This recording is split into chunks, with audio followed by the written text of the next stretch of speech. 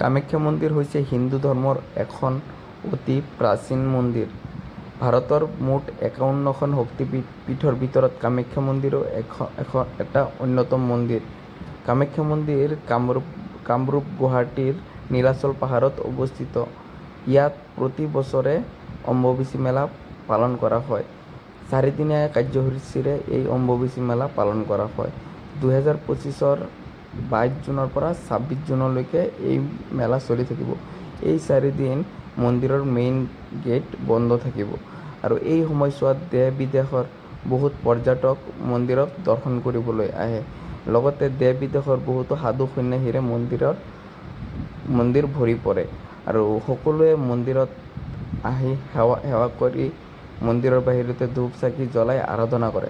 চতুৰ্থ দিনাৰ মন্দিৰ খোলাৰ পিছত সকলোৱে দেৱীক দৰ্শন কৰি মন্দিৰৰ ভিতৰত পূজা অৰ্চনা কৰিব পাৰে। আজি যিহেতু ২২ জুন, আজিও বহুত অসংখ্য ভক্তৰে মন্দিৰ ভৰি পৰা দেখা গৈছে আৰু ৩ দিন আৰু বহুত বেছি অগণন মানুহেৰে কামাখ্যা মন্দিৰত দৰ্শন কৰিবলৈ অহা দেখা যাব। আপোনালোকেও পাৰিলে মন্দিৰত গৈ একপাক গৈ চাই আহিব।